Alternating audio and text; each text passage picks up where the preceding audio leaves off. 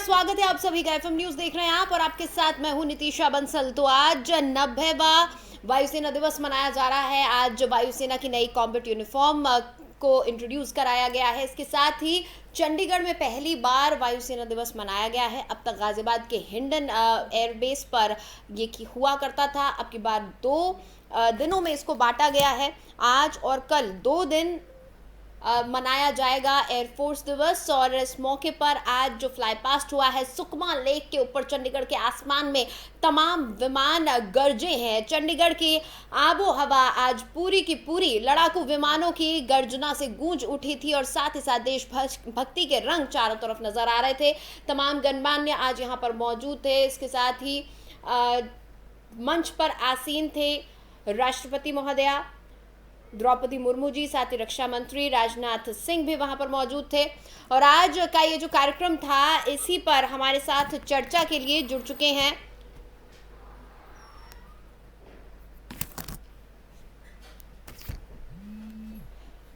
हमारे साथ retired group captain MJ Augustine sir जुड़े हुए हैं। उनसे हम ज्यादा जानकारी लेंगे कि किस तरह का आज का ये हमारा कार्यक्रम था। बहुत बहुत स्वागत है सर आपका एफएम न्यूज पर।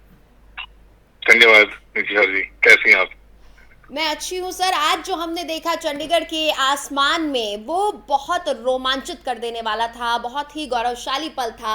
तमाम जो हमारे विमान हैं, एयरफोर्स जिन विमानों का इस्तेमाल करता है वो सभी विमान आज आसमान में नज़र आ रहे थे। तिरंगे भी फहराए गए थे। जो हेलीकॉप्टर्स थे वो तिरंगा धुआं उसमें से निकल रहा था। बहुत ही रोमांचित कर देने वाला ये मंजर। और 84 प्लेन्स आज आसमान में वहाँ नज़र आ रहे थे। हेलीकॉप्टर्स भी थे। LCH जो कि नए नए हमारी वायुसेना में शामिल किए गए हैं वो भी आसमान में नजर आ रहे थे।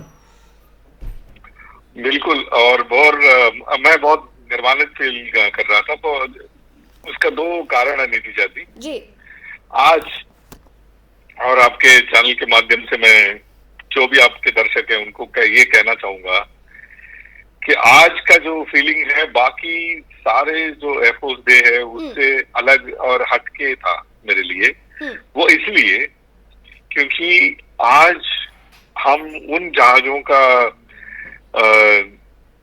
सारे जो करतूत देख पाए जिसमें अधिकांश जो थे वो हमारे भारत के मूल के बने हुए, भारत के बने हुए जहाज थे। मेरे पीछे आप देख रहे हैं मैंने LCH लगाया हुआ है। मैं एक फाइटर पायलट हूँ।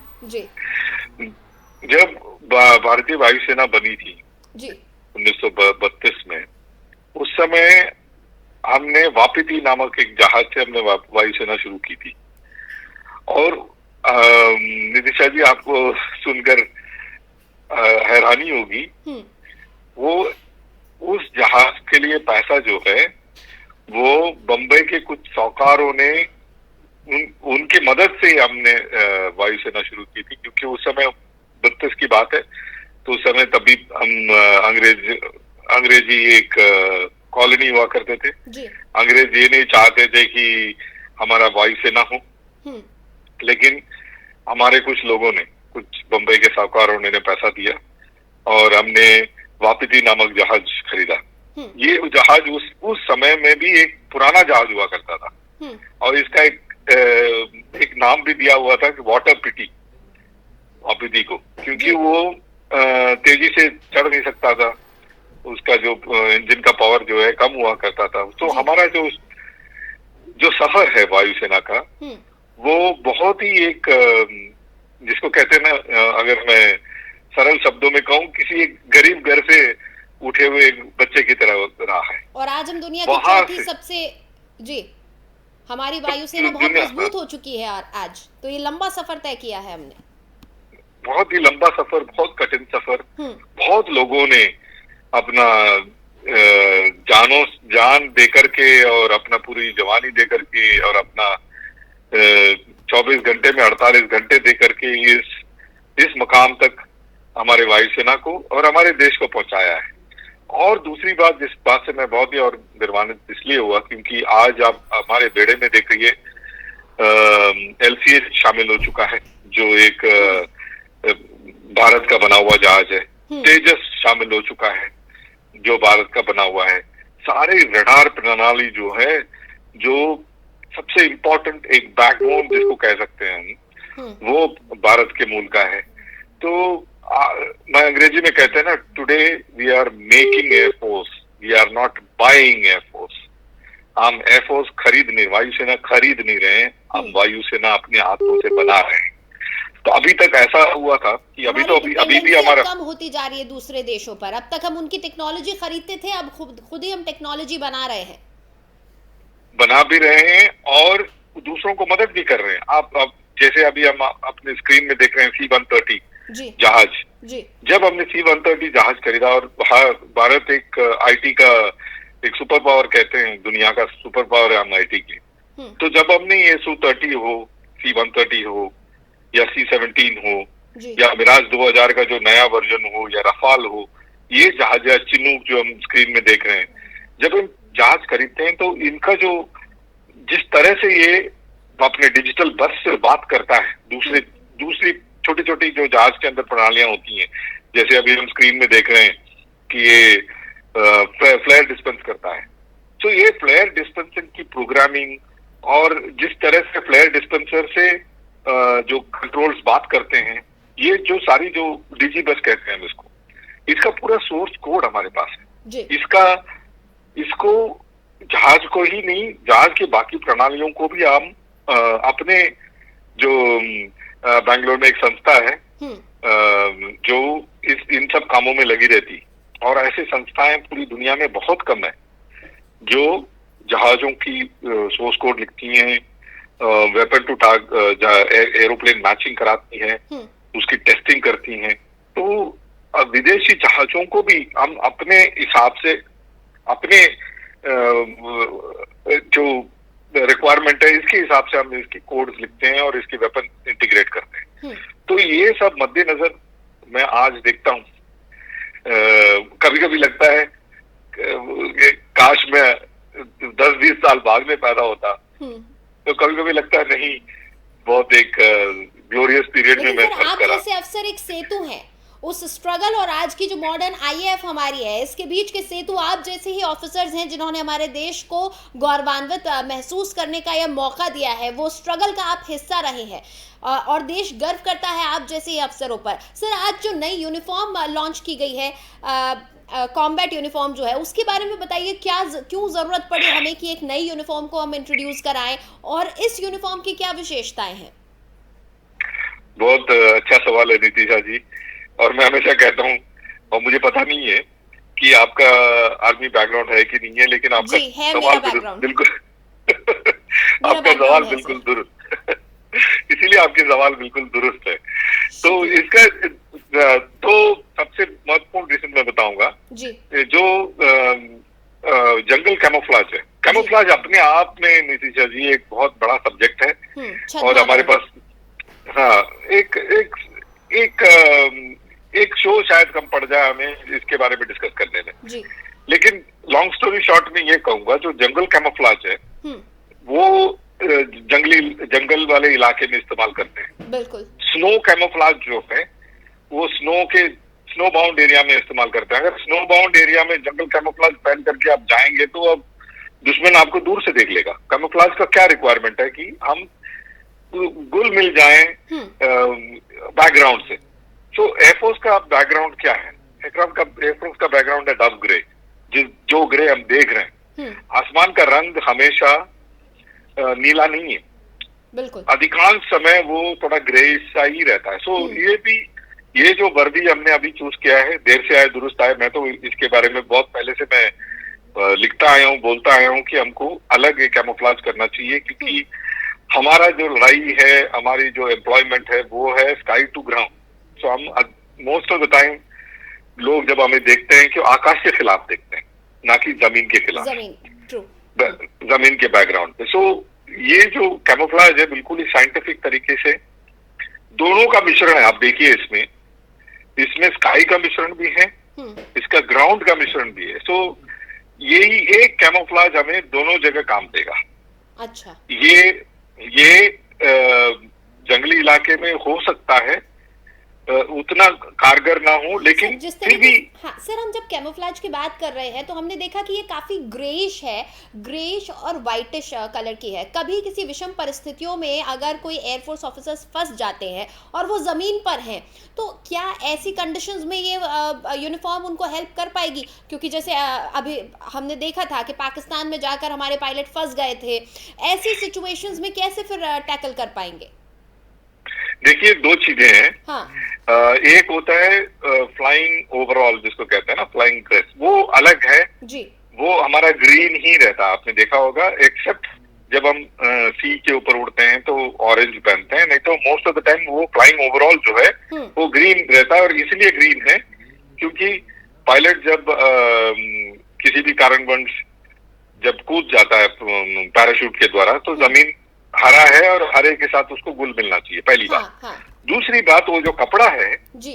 और मेरे मेरे 1995 मार्च 1 तारीख को टेक ऑफ के दौरान मेरे हवाई जहाज में आग लगी थी और मैं पूरा आग से लिपट गया था।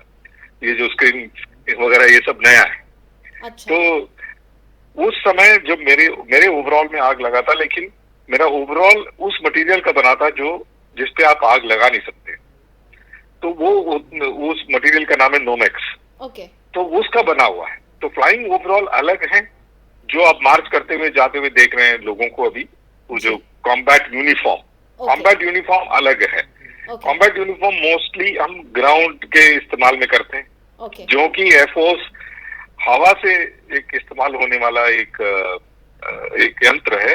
इसके वजह से वो एक ग्रे का टच दिया हुआ है और बीच में देखेंगे ग्रीन भी है।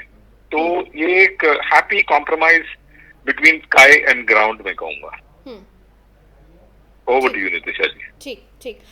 सर जब हम कॉम्बैट की बात करते हैं, जब हम युद्ध में उतरते हैं, तो उस वक्त तीनों सेनाएं दरअसल अलर्ट पर होती हैं। ऐसा नहीं है कि कोई एक सेना युद्ध लड़ रही होती है। ऐसी सिचुएशंस में किस तरीके से हम आज जब हम बात करते हैं, आपने बताया कि एक वक्त था जब हमारे पास पैसे नहीं थे अपने विमान खरीदने के लिए, अपनी टेक्नोलॉजी के लिए। आज हम दुनिया की चौथी सबसे स्ट्रॉन्ग एयरफोर्स हैं।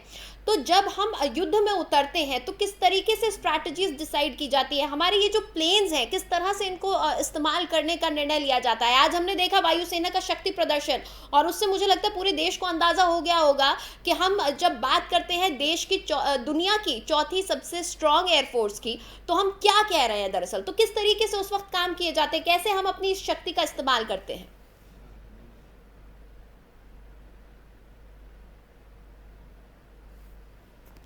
सर आपकी आवाज मुझे नहीं आ पा रही, आप मुझे सुन पा रहे हैं?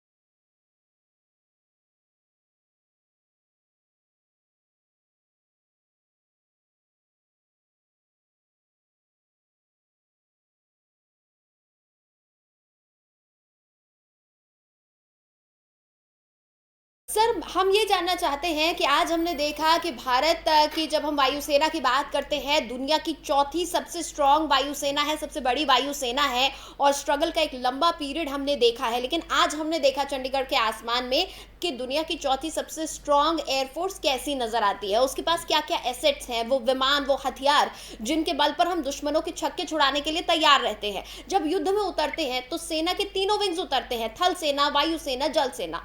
तो ऐसे में किस तरह से आप स्ट्रैटेजी डिसाइड करते हैं? ये जो हमने आज 84 प्लेन्स देखे जो हवा में गोते खा रहे थे, करतब दिखा रहे थे, कैसे इन प्लेन्स का इस्तेमाल उस वक्त किया जाता है? कैसे अपनी शक्ति का इस्तेमाल करती है वायुसेना? बिल्कुल, देखिए, हम दुश्मन पे प्रहार करते हैं तीनों माध्यम से जी। और मैं हमेशा ये कहता हूँ, सिनर्जी 2 और 2 4 नहीं होना चाहिए, 2 और 2 5 होना चाहिए। तो सिनर्जी तभी हासिल हो पाता है जब सेनाएं तालमेल से चलें। जैसे हम परेड में, आपको भी, दर्शकों को भी एक छोटा सा एक उदाहरण देना चाहूंगा जी। एक भीड़ है, समझ लीजिए 15-20 लोगों का भीड़ है, और सब रोड क्रॉस करने के लिए खड़े हैं। हम्म, जब भीड़ का पहला जो आदमी है वो जब पहला कदम उठाता है रोड क्रॉस करने के लिए, क्या आखिरी आदमी भी उसी समय कदम उठा सकता है रोड क्रॉस करने के लिए? नहीं। बिल्कुल नहीं। हम देखते हैं कि रोड क्रॉस करने वाला जो है पहले वो चलता है, शुरू वाली लाइनें चलती हैं, फिर हमारा नंबर आता है। लेकिन आप इसी चीज को परेड में देखिए क्या होता है। परेड में क्या होता है, 20 हो, 50 हो, 100 हो, जब तेज चल का जब कमांड आता है, सब शुरू से लेके जो पहला लाइन है और आखिरी लाइन है एक साथ अपना कदम उठाते हैं, जैसे आपने अभी दिखाया, और एक साथ चलते हैं जी। आप सिनर्जी से देखिए कैसे यही लोग भीड़ में अलग, और जब सिनर्जिस्टिकली चलते हैं तब अलग से इनका जो वो होता है, कार्य होता है, रिदम डिफरेंट होता है। तो सेना भी ऐसे ही है। जब वायुसेना और थल सेना मिल करके जब मोर्चे पे उतरते, जैसे कारगिल हुआ हमारा, तो हमें पता है, और वायुसेना का जो रीच है, हम हो सकता है तेजपुर से टेक ऑफ करें और कारगिल पे बॉम्ब फेंकें और वापस तेजपुर चले जाएं। वैसे तो वो शुरू हुआ था ईस्टर्न थिएटर से, लेकिन उसका इफेक्टिवनेस कहाँ था? वेस्टर्न थिएटर या नॉर्दर्न थिएटर पे, और वापस वो कहाँ चला गया? वापस ईस्टर्न थिएटर पे चला गया। तो वायुसेना का जो परचम है वो भारत में कि कहीं भी हम किसी भी वक्त उसको इस्तेमाल में ला सकते हैं। तो ये जो थल सेना, वायुसेना, या थल सेना, वायुसेना और नौसेना, ये तीनों का एक साथ मिला करके कहाँ लड़ाई हो सकती है? अंडमान निकोबार या कोई भी द्वीप हो, किसी भी द्वीप पर अटैक कर दे, या कोई जैसे अपने मॉलडीव्स में, तो आप छोटी नहीं होंगी तब, 86 की बात है, उस समय मॉलडीव्स की जो प्रेसिडेंट ने हमसे कॉल लगाया था कि हमें जाके बचाइए, हमारे खिलाफ आज जंग से छिड़ गया है जी। तो हम तो सेनाएं गए थे, वो थल सेना, वायुसेना और नौसेना, तो मिल करके उस प्रेसिडेंट को हमने बचाया था उन्हीं के पैलेस से।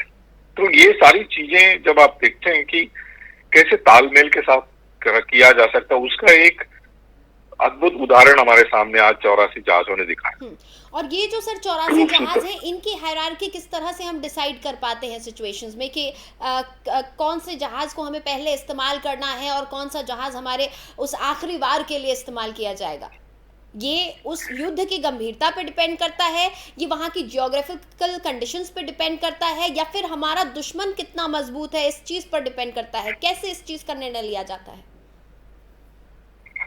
आप सवाल पूछती हैं और जवाब भी दे देती हैं। बिल्कुल, आपने तीनों चीजें उसी श्रेणी और उसी इम्पोर्टेंस से बताया है। अगर नाइट अटैक है फॉर एग्जाम्पल, तो नाइट अटैक जब हम करते हैं और नाइट हमें जमीनी अटैक करना है, किसी एनिमी के जो ब्रिगेड बोलते हैं उस पर अगर अटैक करना है, हम वो वाले जहाज इस्तेमाल करेंगे और वो वाले सोल्जर्स इस्तेमाल करेंगे जिनके पास रात को देखने की और रात को अटैक करने की क्षमता हो। जैसे LCH हुआ, अपाचे हुआ, C-130 हुआ, वो अटैक में इस्तेमाल होगा। उनके सपोर्ट रोल में कौन रहेगा? जो एयर टू एयर रिफ्यूलर रहता है। सुखोई 30 आएगा कहीं और से, वो वेपन से लदा हुआ आएगा, तो ऊपर में उसको रिफ्यूल करके तेल देगा कोई एयर टू एयर रिफ्यूलर, वो IL-76। और रेडार होगा एवैक्स, वो पूरी एरिया का जो विवरण है वो सभी को देगा कि भाई एनिमी यहाँ है, आप इस तरह से अटैक करें। और इसकी प्लानिंग होगी एक जगह, जिस जगह का नाम है कैट्सपॉ।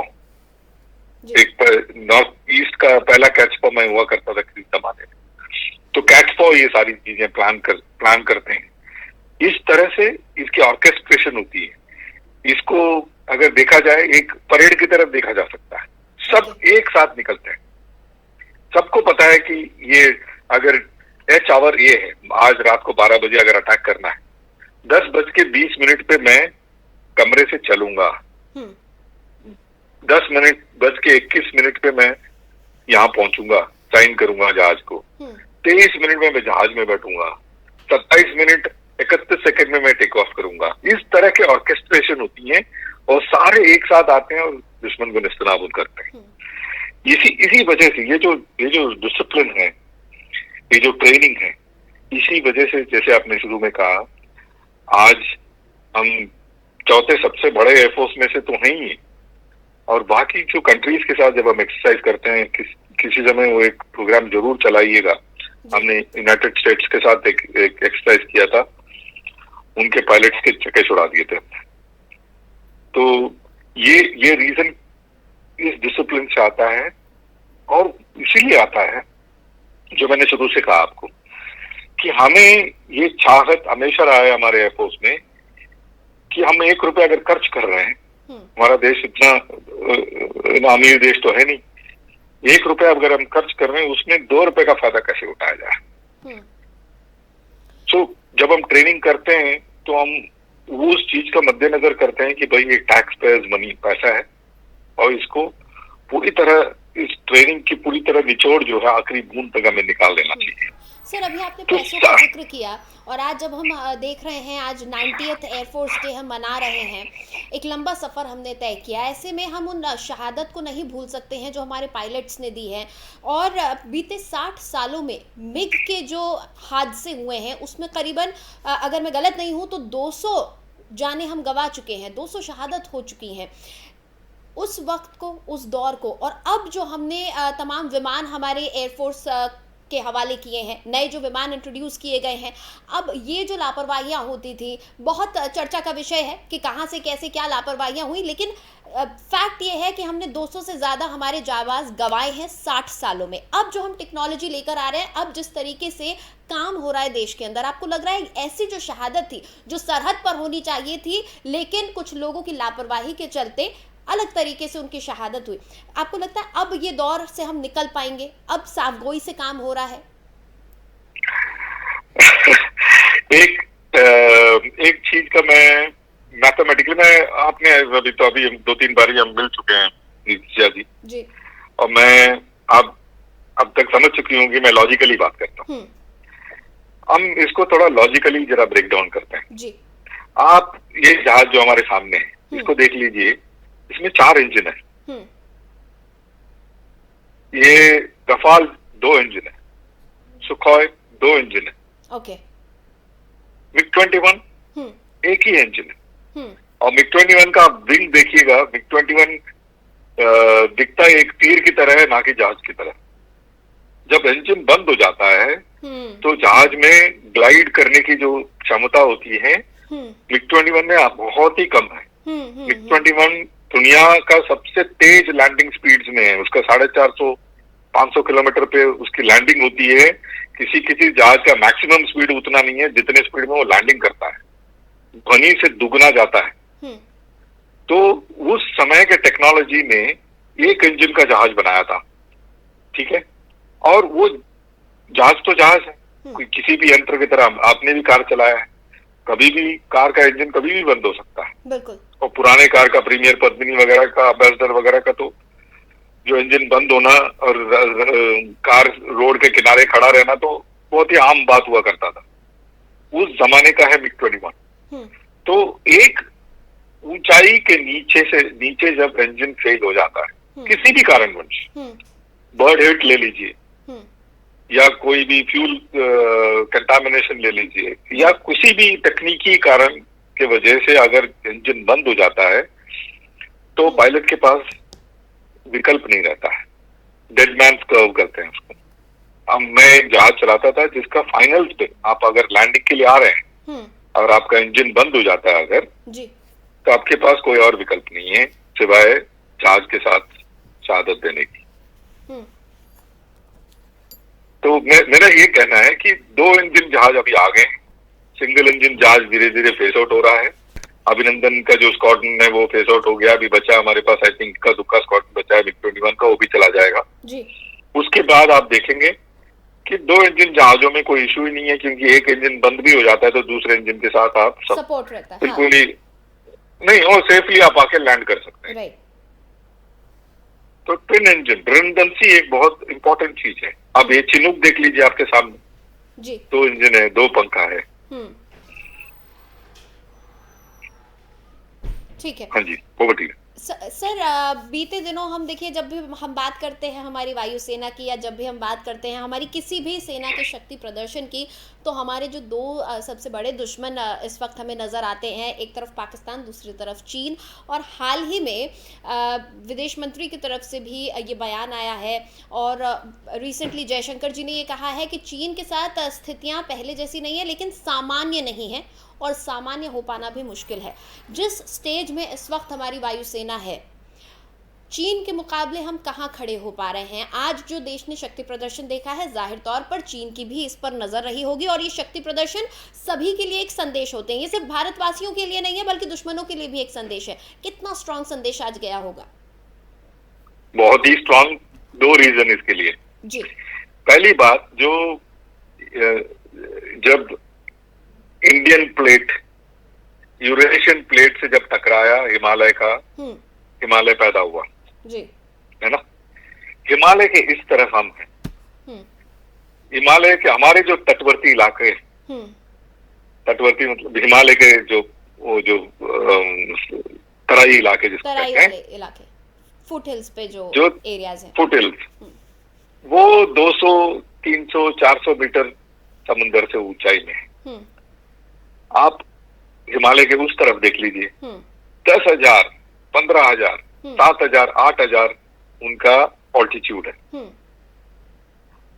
और चीन की तरफ, इसके ऊपर बहुत मैंने आर्टिकल भी लिखा है, अब किसी समय पढ़ लीजिएगा जी। उस तरफ 4 या 5 एयरफील्ड है, जिसमें फाइटर जहाज उतर सकते हैं और हमारे खिलाफ कोई काम कर सकते हैं। होतान, गारगुंगता, पांगता, इस तरह से। तो ये जो 4 या 5 एयरफील्ड, और हमारे तरफ है 40 या 50, उनके पास है चीनी माल, इसका मतलब डुप्लीकेट माल। हमारे पास है अत्याधुनिक फाइटर्स। हाँ। उनके जो फाइटर पायलट्स हैं ना जी, उनका ये हमेशा यही रहता है कि किसी भी तरह, बिकॉज आप देखिए चाइना का जो फौज है, चाइना का एयरफोर्स है, वो पार्टी का है, देश का नहीं है। चाइनीज एयरफोर्स का नाम क्या है? PLAF। चाइनीज नेवी का नाम है PLAN, People's Liberation Army. Army air force. Air force भी आर्मी का एक अंग है, नेवी भी आर्मी का अंग है। किस तरह से मुझे समझ नहीं आता। इसके जो सीनियर ऑफिसर्स जो होते हैं ना जी, इनका हमेशा यही रहता है कि किसी भी तरह पॉलिट ब्यूरो में घुस जाएं। अगर पॉलिट ब्यूरो में नहीं घुसे आप, अगर आप पॉलिटिकल ऑफिसर नहीं बने, तो आपका जनरल बनना तो भूल जाइए। तो क्या हम ये मान के चलें कि चीन जितना मजबूत हमें नजर आता है, मैं सेना की बात कर रही हूँ, उनकी सैन्य क्षमता की, जितना हम उसको मजबूत मानते हैं, दरअसल उतनी मजबूती है नहीं, उतना क्षमता उसकी सेना में नहीं है।